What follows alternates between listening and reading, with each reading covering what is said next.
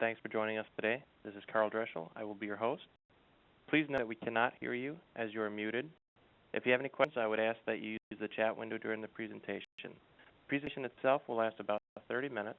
Once complete, we'll address any questions sent in during the presentation and have an open Q&A session afterward. Okay, let's start it. The theme of the webinar is using GTSX Monitor and Analyzer to understand and monitor the performance of SharePoint environment from the user's perspective. With that, let me introduce my colleague, Steve Bystrand, Senior Vice President, Global Sales and Business Development. Steve? And thank you for joining us. Welcome to our worldwide audience. And thank you for indulgence that things are muted. It's just there's too many people here to kind of have questions and voices over things. So chat window on the right-hand side of your screen, you should see a, rather on the pane on the right-hand side of your screen, you should see a chat window where you send a chat to the person and the panelists. So go put your questions in as we're going through things, and then at the end we'll have questions. We'll have about a 15-minute session, so please don't be shy and pop in with your questions. Sorry for this being way, but in the first 30 minutes or so, but at the end we'll try to be a little bit more inclusive. Okay, so SharePoint is obviously a very important platform, and GTSX is very proud of our offering. What we do, a little bit about us, first of all, since maybe you don't know who we are. GTSX has actually been around for a while, although you must be first hearing about us recently. We've been around since '96, so we're in our 16th year. We're a worldwide company with offices in the U.S. Of course, most of you are, I think, in the audience are from the U.S., but we also have our headquarters in Switzerland, and we have offices in France and the U.K. What we specialize in is the collaboration environment. So SharePoint is just one of the platforms that we monitor and report on, and we'll touch on each of those in just a few moments. Most of you are probably, if you're SharePoint users, are probably Microsoft shops. So just to give you a quick synopsis, we also monitor your Exchange messaging platform and mobility platforms such as BlackBerry.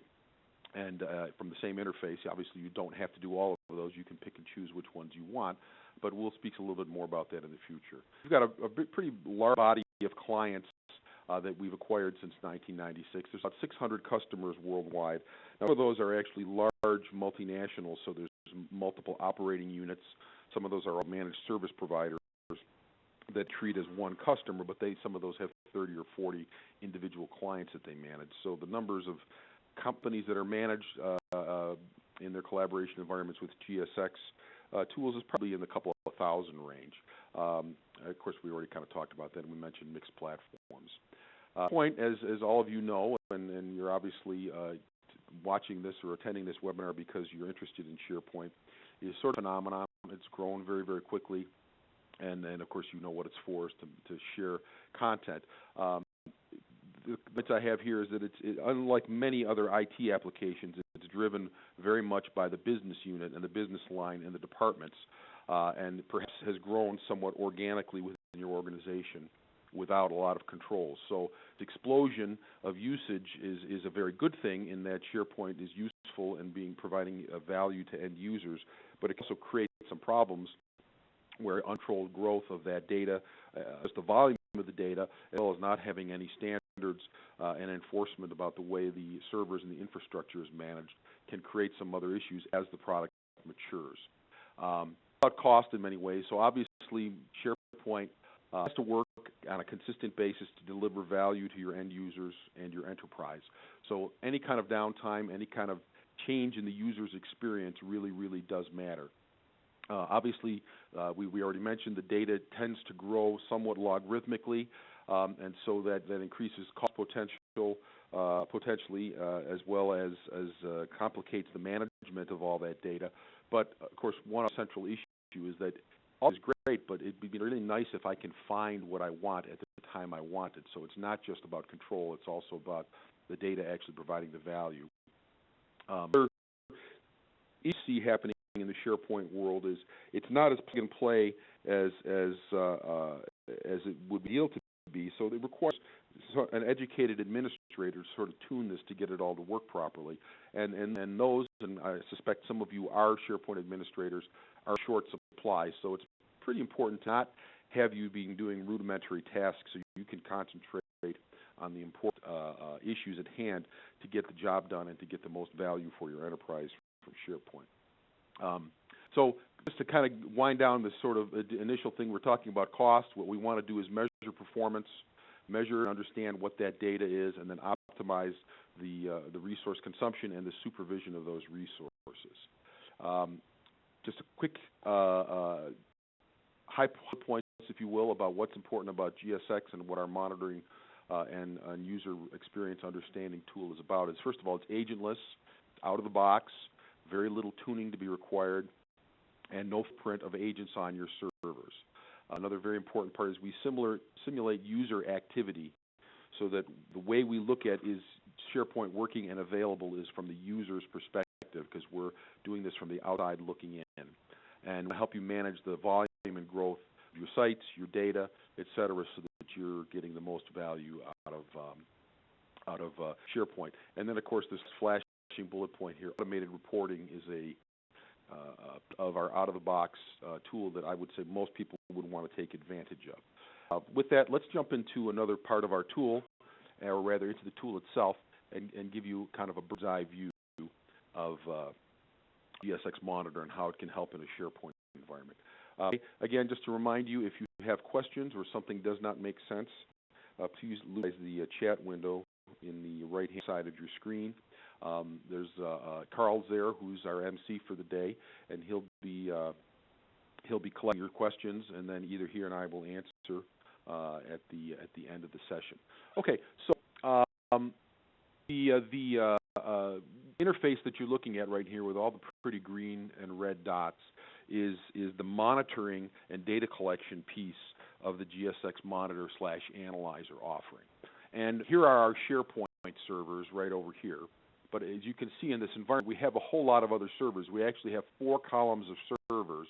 So this, in our little pretend environment, we have a mixed environment where we have servers all over the world that are grouped in Asia, Americas, Australia. Here we have our BlackBerry servers. Here we have some web pages. We even have some Domino servers in our enterprise. Let's say we have bought a business unit that's not using Exchange, but rather is using Domino. This whole column here are Exchange 2007 servers. Here we have some Exchange 2010 servers with a data cache array, and GSX Monitor, of course, monitors those as well. You don't have to deploy it across your whole enterprise. You could just use this for SharePoint, a little pretend world here. We're using it for multiple platforms.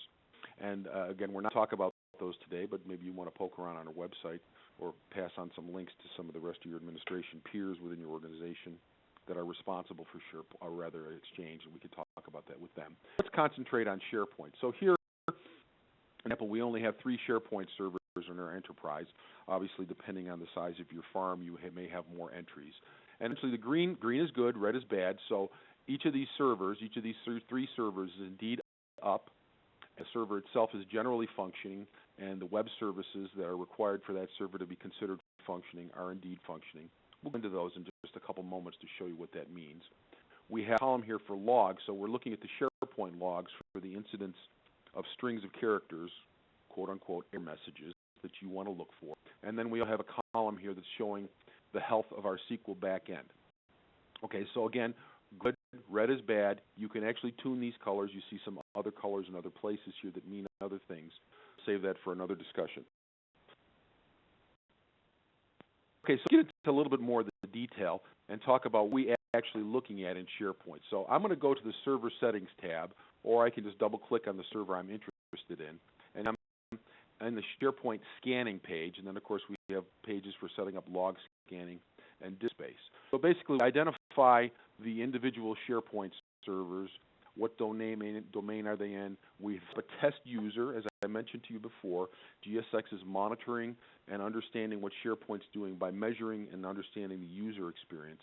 So we're acting just like a user, so we have to, of course, create a GSX Monitor has a user. And then what version of SharePoint do we have? Is it 2007 or 2010 as we have here?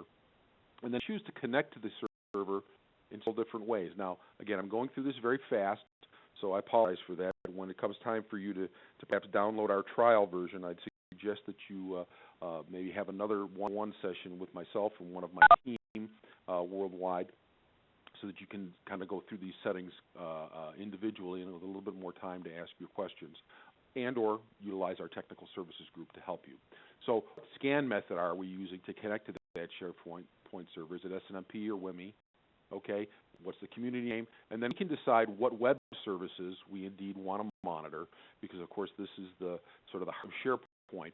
So here we have a bunch of check boxes, and we can check off the ones we want, and we're just a very basic check. We're actually looking at the latency of this, and I'll show you when we get into the statistics tab where we can see all that sort of information. I can check off the services, or the web services rather, that are important to be running on this server for it to be up and running. If the service isn't utilized, you shouldn't be monitoring it, because you don't want to get an alert that it's down at some later time, and of course that doesn't make sense because you don't care about that one, right? So alerts, what we're doing here is setting up alerts as well for what happens if something is not working. So I'll show you that in just a couple of seconds. So here's set up the web services. If there's a proxy server, we can identify that. We can set up the SQL settings so that we can connect to the SQL server. So in this example, I can set up my credentials to connect directly to the SQL database to make sure it is indeed functioning as well. Index is the next thing. So obviously in our little PowerPoint in the beginning here, we talk about, if there's a lot of data here, it's great that the departments have control, but wouldn't it really be nice to find the data when we need it? So GTSX Monitor is going to do, you could turn on this additional functionality where you can say, watch to make sure that the indexer has been crawling in time period. I happen to have 3 days here, which is a rather large time period, but probably 1 hour is too short. But you can actually set the time and the sensitivity you want this to have, so the GTSX Monitor is going to check to make sure that not more than this time period has passed since the last crawl succeeded. Okay? And then with alerts if this is not working and they happen to be disabled in this example. I'll show you alerts after we do this next one. We all know that a certain number of elements will not successfully crawl. So alerting you when anything doesn't work doesn't make sense. You'll be getting pinged all the time. So we can set a threshold of what is the acceptable amount of our data that cannot be successfully crawled and indexed so that it can be accessible. Obviously, we want this to be 0 or as close to 0 as possible, but that's not reasonable or realistic in a normal working environment. So you set a floor beneath which we don't bother you. And then again, if we exceed that amount of elements that are not successfully crawled and indexed, then we would alert the appropriate resources. And the alerts are shown here. It's disabled. Let me show you how an alert works very quickly. These alerts are not individual alerts, they're actually profiles. So let's say I want to alert Steve's example. Well, I've already built an alert here. So here's choices over here on the left, and over here in this upper box on the right are actually the things we're doing. So if, in our little example here, a number of elements has been exceeded, we're going to send an alert by email to P. Schlier. We're also going to play a beep on monitoring workstation, where that is. It might be fun. If nobody's in the room, it's not so useful. So obviously it has to be in a data center that's manned for that to be an effective alerting methodology, and it's probably alerting the wrong people. Somebody that's in the data center is worried about that kind of stuff, not necessarily SharePoint functionality. But of course you can do it. We can send an SNMP trap. In this case we sent it to Nagios, but let's say we want to send an SNMP trap to SCOM. Okay, I just added that right here, right? And I'm sending a pop-up message to somebody named Joe's Windows workstation. Well, let's want to notify John Doe via SMS text. So I'm adding all these different types of alerts, and that's what's happening every time one of these profiles is invoked. And this profile, again, is named Steve's example. You can have umpteen of these. There's no physical limitation of the number of types of alerting methodologies you might utilize. Okay, quick things about alerting would be we can establish severity codes for later reporting. We can create reminders. In this case, it's disabled, so just imagine being told things down and being told it's down again and again and again. You might not want that for everything, but only for super important things. So if you look up here, I have an example where I have a BES team alert and a BES team with reminder. They're the exact same alert. It has reminders turned on, one reminders turned off, and I only use the reminder situation in very important situations. I also have escalation. So initially I alert in a certain way, and let's say John Doe is the junior admin, and he is supposed to fix this problem, and after minutes, if he hasn't fixed it, we want to escalate to do something else. So in this case, we're sending an SNMP trap, but I basically have all the same exact choices that I had elsewhere. So in this case, I can wait 10 minutes, or I can wait 20 minutes, or I can wait 14 minutes or 15 minutes, and have all the same choices where now I want to page the senior admin, Fred or Jane, because whatever name it was, John Doe I think it was, couldn't fix it initially, so we want to now let the senior team know so they can step in, but not be bothered if the first guy fixes it in under 15 minutes. Okay, that's the idea is, so basically escalating to either other people, even escalating to let management know that a service has been down for longer than a certain time period, where the users are going to start complaining. It might be nice that management is prepared for the complaints. Of course, you're also going to get your mail about yelling at you, but that's just the way it is. Okay, so I'm not going to bother saving all that. Again, indexer, if it has not run essentially successfully in a certain time bucket, and also if certain elements have not been indexed, and if we exceed the amount of acceptable non-indexed content that we have, which is obviously a bad thing. So what's happening is, it kind of jumped into all the different things we're doing, but we're doing GSX that we're scanning this once a minute or once every 5 minutes. You can basically set the sensitivity that GSX will now scan this server every 5 minutes, this server every 1 minute, this server every 1 minute, or 15 minutes, or whatever we set this value to. So basically what happens is GSX scans the server, the services, the index data every 15 minutes, 5 minutes, 4 minutes, 10 minutes, whatever your cycle is. Only two things can happen. It works or it doesn't. If it works, we go away and we come back in 5 minutes, 10 minutes, what a number is again, and do it all over again. And that's feeding the data back to this main view where all the colors are, right, that are showing me what our status is. It's coming cycle that's happening on whatever time period you have. These several columns work together, so it either or it doesn't. If it works, we come back and do it again. If it's not, we can either into alert mode and or retry mode. So in this example, my normal scan cycle is 5 minutes, and my retry frequency is something lesser. Normally, it should be a lesser value. So we're not going to wait 5 minutes to scan. We're going to start scanning every 1 minute because we think something is wrong. Right? And then this next column, alert threshold during business hours, is set to 1 minute. The reason that's set to 1 minute is I'm not going to alert you until I get at least one retry in and ensure that the problem is really continuing and it's not just some sort of a connectivity issue or some anomalous situation that's really not legitimate. So we can put in a retry, several retries, or I send an alert. So in this example, I scan every 5 minutes, I retry at 1 minute, rather, and I would wait multiple minutes to get in several retries, or I can set this to 0 and send an alert right away. It's really up to you, and it's up to the way your environment performs and operates under normal conditions. Obviously, I have an alert threshold during business hours, and I can have a separate alert threshold during off hours, which means I'm going to be less sensitive during off hours, and I can, of course, establish the business hours for that server individually because they may be in different parts of the world. So if indeed something is not working, I trigger an alert if SharePoint's down. I have a reciprocal alert if SharePoint comes back up, because if it went down, it would be nice. Let's say there's 10 people notified, and one person fixes it. The other 9 will be wondering, oh my God, it's still down. And this way, everyone in the same alert will be notified that it's back up, in fact. Okay? I'm sorry, that's the network's down, up and up. It goes over here. Okay. So that's very quickly the basics of SharePoint monitoring. Let's go quickly to log scanning.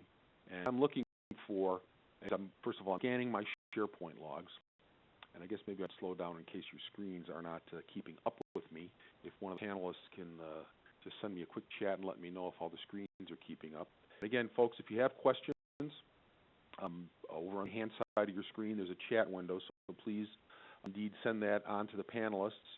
And Carl and Adam will collect those, and at the end we'll have a discussion to go over that. Okay, so again, we can set up the SharePoint log that we're looking for, and what is the scan cycle. And then we have 2 buckets of errors, okay? Critical errors and non-critical errors. The reason we have 2 buckets is you might want to action on them differently and alert different people if a critical error occurs than if a non-critical error occurs. Or in point of fact, you could send an alert for the criticals, and for the non-criticals, maybe there's a message that shows up a lot, and you only want to see that on a report once a day. We could push this off into a report, but if the word error shows up, we're going to notify somebody in this alert methodology. We've already shown you that, so I won't do it again. So probably some of these settings in my demo system aren't set up right. So in this example, I'm going to scan every 15 minutes, and now that I've changed this, process all documents not already scanned is a complicated way of saying only scan the new stuff. So every 15 minutes, I'm going to scan the last 15 minutes worth of log files, looking for certain error messages. So this, I'm looking for the word error, right, and the word fail, but let's say I don't want to be notified when the word error 123 shows up. So the word error is still buried in here, but I'm ignoring that. And I can have a whole laundry list of these. Okay, so we're looking for messages and alerting you of things that are dumping into your log file. Disk space holds is probably pretty self-explanatory, so I won't necessarily go there. And just to remind you again, the log file errors would show up here, right? And I can see that log file error is here, so I can see there's a critical error, and whatever we've looked for may not even be a legitimate error. It's just stuff we put in our demo system to be able to watch for something so we can show you some good examples. Let's dig a little bit deeper into SharePoint. And I mentioned to you before that we had some idea of the latency of some of your web services. So let's go into SharePoint Statistics. And I'll go one of our particular servers here. And in this example, we see that here's a particular server. We're only utilizing 2% of CPU. We are utilizing 99% of RAM. That's not so good. Okay, sites are there, how many documents are there, what was successfully crawled, how many crawl warnings and errors have we seen, okay, and then a total size and total number of documents in those databases. Okay, then we talked about web services. Here we can see that for various web services, what is my actual latency? So I can see my response time, what GTSX is actually experiencing. So we are a user just like Fred and Jane and Tom and Billy and Francois and whoever else, right? We are an actual user, so the experience and the latency that we see is exactly representative of what your user body is experiencing.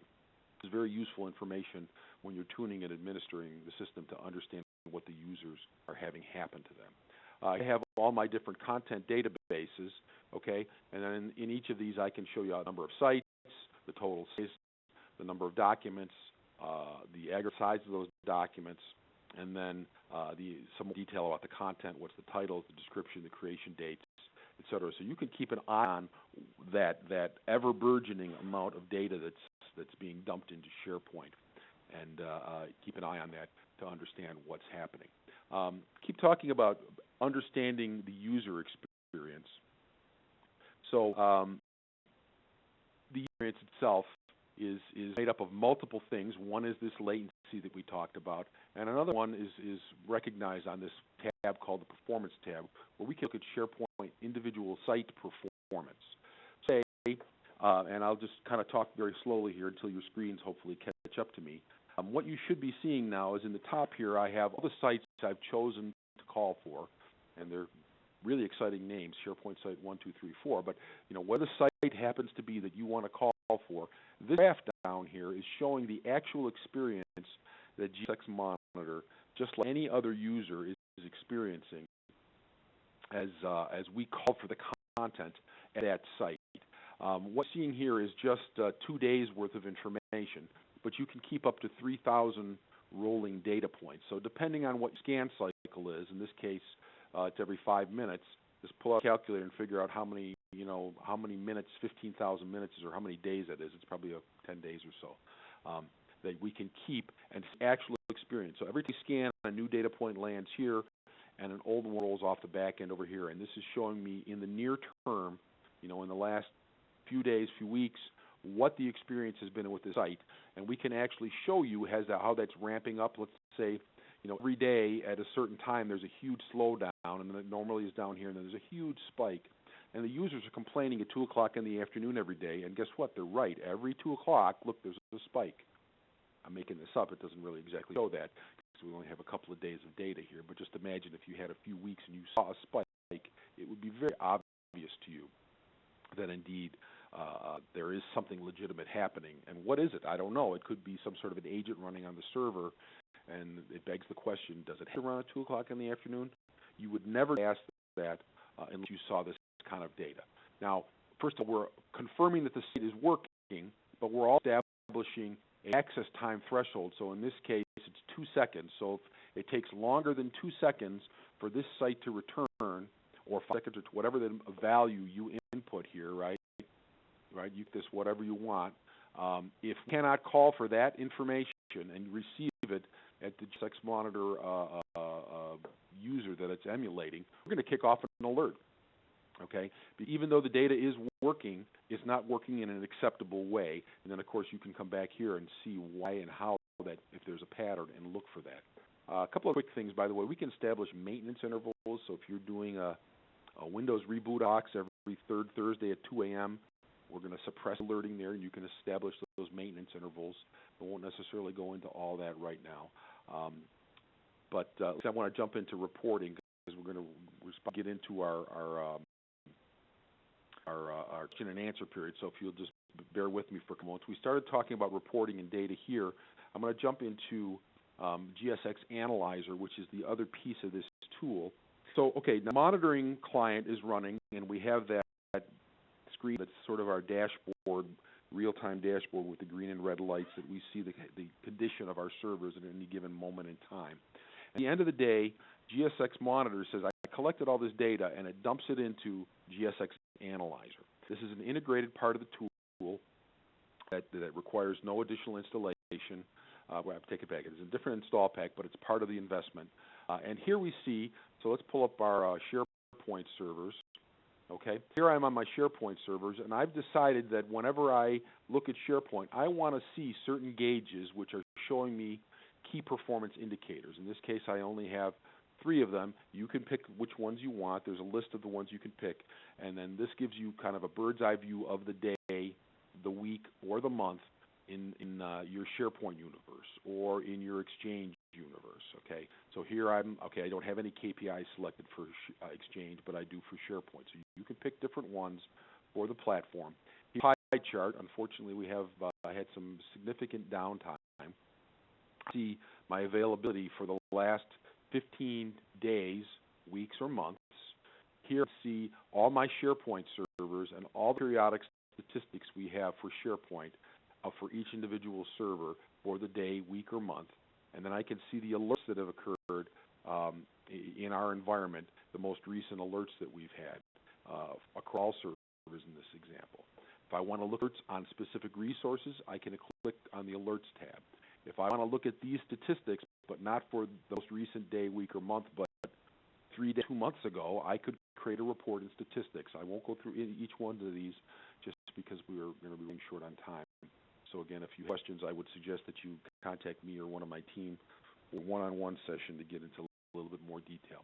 Reports is our more canned reports where we have the log reports and things like that, where I mentioned how you only see for the non-critical log alerts, perhaps you only want to report on that. You'd be able to see that there. For canned reports is showing me trends over time. Okay, and let's pull up a trend report. Okay, trend reports, and I'll try to go slow until your screens catch up with me here. Okay, and here we have some SharePoint statistics, and I'm looking at several statistics over multiple days together. I might want to look over months. I don't have to look over days. I could look over 24 months if I want. And I'm looking at the statistics simultaneously to look for correlation. So I could look for one statistic or multiple statistics and simultaneously. Kind of a flat line, so it's not particularly exciting. But you can define, if I were to create a new trend, which statistics do I want on servers, and I can even deliver this kind of information in numerical and or graphical form distribution lists. So if you wanted to create a report that runs once a month to send to your boss and your boss's boss's boss's boss's boss, you could do all that, and GTSX would automatically take care of it once a month and deliver that, put a logo, put in your text that explains what people are looking at, and do that kind of reporting seamlessly with no additional input. Just one more minute, and then we're going to go into the Q&A session. The Environmental Health Report. Environmental Health Report is intended to allow you to compare multiple servers. If you remember, we had 3 SharePoint servers, and I'm looking at all 3 of them simultaneously. and I'm looking at the up availability, in this case, is defined as one of my KPIs, the total number of documents and the total number of size and the total number of sites being collected as different KPIs that I'm watching. And then I didn't in this example establish one of these, like uptime might be actually a good example of an SLA, but we didn't flag it as such. And so I can look at individual SLAs, individual KPIs, and individual data elements. I flagged all these as data elements. You can set this up once and then always come here and look at the performance of your SharePoint servers. Are you above your contract value? In other words, maybe it's 99.99% availability. So are you exceeding that, or are you falling below that? What is our average? Obviously, our average here is low because some of these are off the chart. They've been down the whole time. That's why we had 66% downtime, I think, back here on the overview. Again, this is demo data. And if you were to drill down into any one of these servers, I would see individual data for these servers, the availability, total of documents, and see this charted over time. There's a lot more to show you, but I think with that, we're a couple minutes into the question and answer time. So, Carl, if you maybe could moderate here and jump in here with the Q&A. We got some questions? Hi, Steve. We got a couple questions. I sent a first one over to your chat window. If you take a look at that, you'll see it there. Well, why don't you read it to me, because I'm scanning. There's a whole lot of questions here, so I'm not sure which one you're asking about. Okay. First we have is how do you measure performance from the user's perspective via HTTP request? Okay, that probably was put in earlier in the session, and I think when we showed the SharePoint performance screen where we're calling for individual sites, accessing those as HTTP requests. So that experience that we're having attempting to get to review content basically is exactly the same as the way a user would access that data. So I hope that answers your question. What's next? Tool monitor performance for user for the individual web services. Well, we're not measuring an individual user's experience. We're emulating a user's experience. So we're behaving just like a user. And inference is that if it's taking us too long to access content, then it is probably affecting all, many or some of your users as well. Now, obviously, there are users all over the world, and there's other things in between them and the content that may not be exactly the same for GSX monitors. So this is an inference thing. We're not literally measuring what Joe Jones's experience is versus Sue and Mary Jean's is. So we're measuring it as a user, and if we're having problems, then we're assuming that the other users perhaps are as well. And even though we're not representative of every user, remember, we're looking at our performance and our experience over time. So I think if you see a trend where our performance is suffering or getting better and suffering and getting better, that's sort of implying what's happening to your other users, although each individual user certainly is not having the exact same experience as GSX Monitor. Okay, what else? Okay, question is there any difference in scanning or what's being scanned, selecting WMI or SNMP? I think, Carl, maybe you can jump in. I don't believe that what's being scanned is any different. It's a different access methodology, depending on your security and the available ports that you have open, would really be the determining factor on that. But, Carl, is there any real difference? I don't believe that there is. Yeah, there's a difference in what's being scanned. We recommend using WMI because it's a little more effective. It performs better, and then again, like you were saying, Steve, security and things like that, ports and things there. But yeah. Okay, so I was right. So it's not really a difference in what is collected and what's there, but it's mostly based on if you have security issues where your security team doesn't want to open certain ports. So we're trying to give you multiple methodologies to do this. All right. Another question: does the workstation need to be domain connected? Yes. what other platforms do you monitor? Okay, it's a pretty long list. Obviously, SharePoint is what we're here to talk about today, so we obviously already all know that one. We monitor, and what our specialization is in monitoring from the user perspective of different elements of your collaboration suite. So Ming would be probably one of the first ones that comes to mind. So Exchange, most of you might not necessarily. A lot of domino shops actually have SharePoint, so we actually monitor domino messaging as well.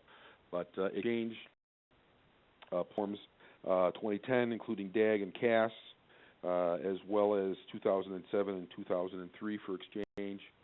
For Domino, all the different versions of Domino.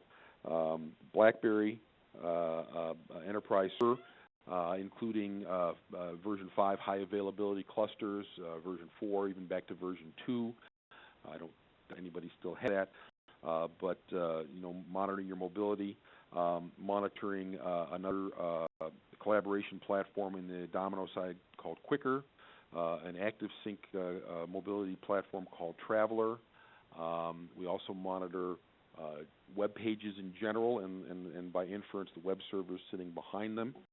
But obviously, the SharePoint functionality is even far more robust than that for SharePoint-based web content.